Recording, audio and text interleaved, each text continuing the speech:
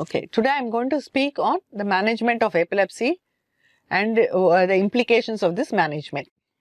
So today I will be talking about what is epilepsy, what is convulsion, what is a seizure, and what are the different types of seizures, and these can be decided by the history and certain physical findings, and depending on the seizure types, the drugs will have to be given to the patient. Sometimes we find it very difficult to differentiate epilepsy from certain other mimics which can be very similar to epilepsy.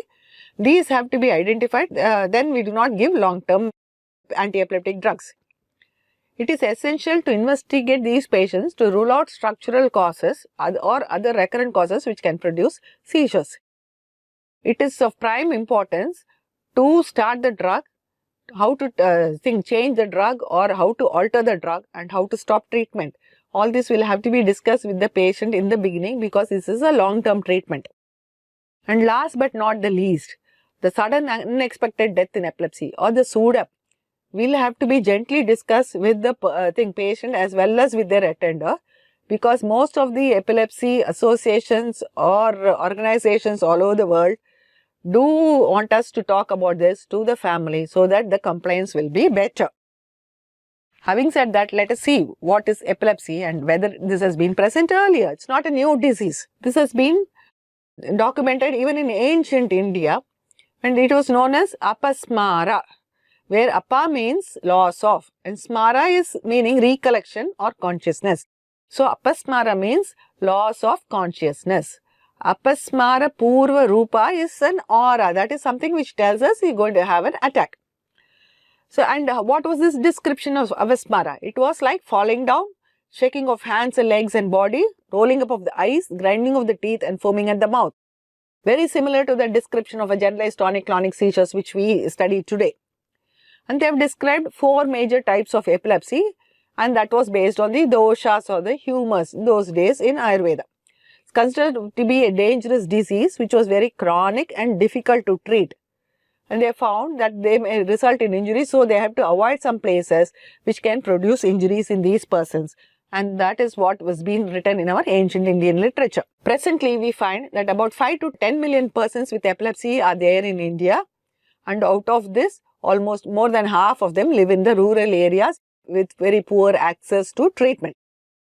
And out of this, 3% of the population have 2 or more seizures in their lives, and prevalence is higher in the developing countries because there is more infections also. And the incidence is highest in the 2 extremes of age, the childhood as well as the old age.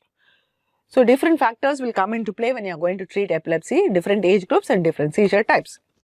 So what is this seizure? It's a sudden, excessive, rapid, hypersynchronous discharge of neurons. So as the word mentions, everything is important, sudden. It occurs suddenly, excessive. It's not the normal, it is much more. It's like an electrical storm. It is rapid, so it's very fastly the transmission takes place. And hypersynchronous discharge of neurons, that is, group of neurons fire at a rapid rate and with excessive spread, and this occurs suddenly. And that produces certain clinical manifestations. That is what is a seizure. What is the difference between epilepsy and seizure? Epilepsy is a tendency to have recurrent unprovoked seizures, at least 2 seizures which are 24 hours apart, and they should recur spontaneously. That is known as epilepsy. Convulsion is one manifestation of epilepsy where you have involuntary muscle contractions. It can be tonic, clonic or myoclonic, and this can be epileptic or non-epileptic also. Sometimes you have certain types of epilepsy where there is no convulsions also. So we have already mentioned that epilepsy is a sudden, excessive, rapid local discharges of the brain, and depending on the place where this occurs, you can have different manifestations which can include a temporary disturbance of behavior, emotion, motor function or sensation. And conditions in which these seizures occur spontaneously is known as epilepsy. So we will see the different seizure types later on. Why is this epilepsy occur? So what is epileptogenesis or the genesis of epilepsy? A sequence of events occur that converts one normal neural network into an hyperexcitable one. Gets very hyperexcitable. It's like a hyperexcitable child compared to a normal child. This hyperexcitability is determined certain factors which control the excitability of the neurons. Those factors only will decide on the hyperexcitability.